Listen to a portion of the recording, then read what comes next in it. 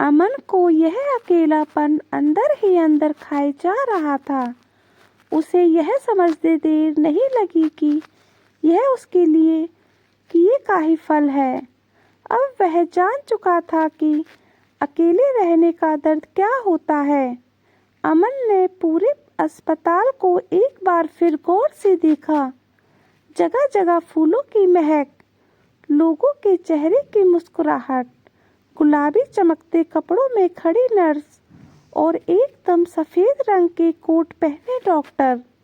उसे कोरोना योद्धा बोलने वाले सभी लोगों से घूमती हुई उसकी दृष्टि एक डॉक्टर पर जाकर रुक गई। महिला डॉक्टर ने मुस्कुराते हुए खूबसूरत फूलों का एक गुलदस्ता उसकी ओर बढ़ाया और बोली, अमन जी, आपको हम सब की ओर से असीम शुभकामनाएं। अब आप कोरोना से पूरी तरह ठीक हो चुके हैं और अपने घर जा सकते हैं। अमन ने गुलदस्ता लेते हुए उन सबको शुक्रिया कहा और बाहर की तरफ जाने लगा। तभी एक नर्स ने उसे पीछे से पुकारा, आप शायद कुछ भूल गए हैं।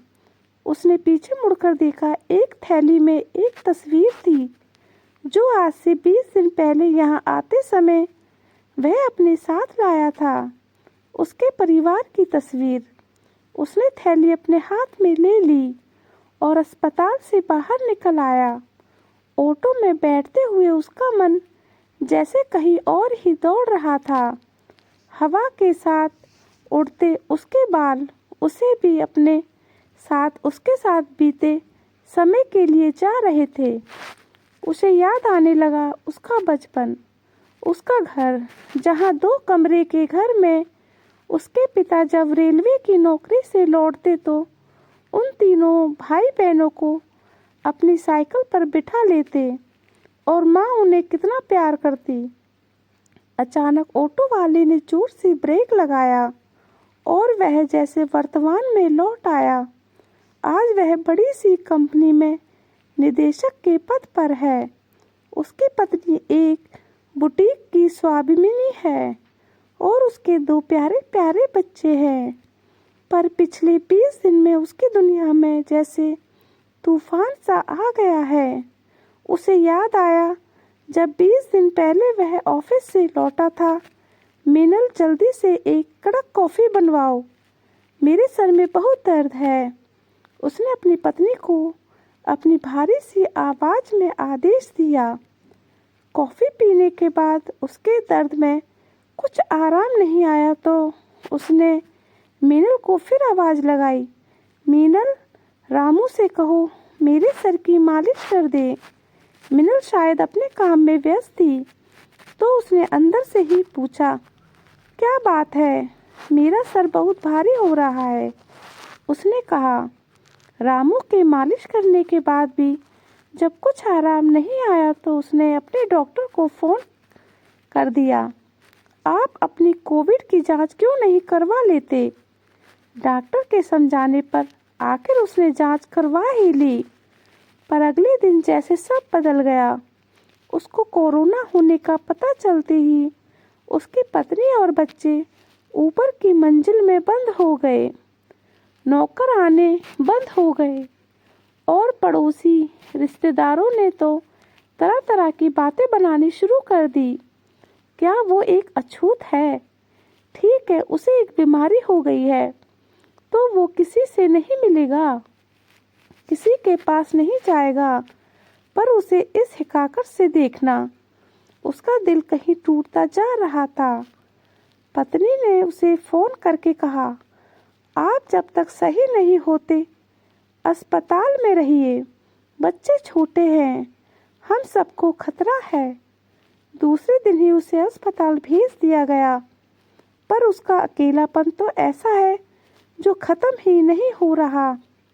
एक कमरे में बिल्कुल अकेले, हालांकि बाकी सुविधाएं थी, पर पूरी दुनिया से अलग थलग।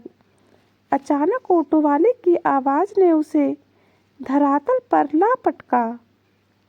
साहब, 60 रुपये हुए। हाँ, उसने जेब से 100 का नोट निकालकर उसकी ओर बढ़ा दिया और अपने घर की ओर निगाह उठाई। उसकी पत्नी और बच्चे घर के बाहर उसकी प्रतीक्षा में थे, पर अचानक उसके कदम तेज होते गए। उसकी पत्नी और बच्चे उसका स्वागत करने आगे बढ़े, पर ये क्या, वो उन सबको अनदेखा करते हुए अपने घर के पीछे बने नौकरों के कमरे की ओर बढ़ने लगा। उसके कदम तेज होते जा रहे थे। हाँफते हुए वह कमरे में पड़ी खटिया के पास पहुंचा और उस पर लेटी एक बूढ़ी औरत के पैरों में गिर गया। आंखों में भरे आंसुओं से उसने रूंधे गले से पुकारा, माँ, माँ, मुझे माफ़ कर दो। अब मैंने जाना अकेलापन क्या होता है, अकेले रहने का दंश कैसा होता है। जो पीड़ा, जो अकेलापन मैंने 20 दिन झेला, आप तो यह अकेलापन 2 साल से झेल रही हैं। माँ, हमने आपकी फेफड़ों की बीमारी के भय से आपको हम सबसे अलग यहाँ पर रख दिया, ताकि हम सब संक्रमित ना हो जाएं। माँ, मैंने आपके साथ जो व्यवहार किया, अब वही सब मेरे साथ हुआ। तब मुझे यह एहसास हुआ कि अपने परिवार से दूर रहना क्या होता है। समाज की हिकारत भरी नज़रों का सामना करना कितना मुश्किल है। माँ, आज मैं यह समझ गया हूँ कि हम रोग से लड़ना है, रोगी से नहीं। अपनों का साथ ही हमें स्वस्थ रखता है। माँ, चलो घर चलो। अमन माँ का हाथ पकड़कर घर में प्रवेश करता है और अपनी पत्नी मीनल और बच्चों से कहता है, आज से हम अपनी गलती का प्रायश्चित करेंगे। आज से दादी यहीं रहेंगी। उसकी माँ अपने आंसुओं को पोंछते हुए अमन और बच्चों के गले लग जाती है और फिर सोचती है, कोरोना चाहे जैसा हो, बस इस कोरोना ने उनका अकेलेपन का अंत कर दिया। दोस्तों, अगर आपको कहानी अच्छी लगी हो तो लाइक करें, सब्सक्राइब करें। Thank you.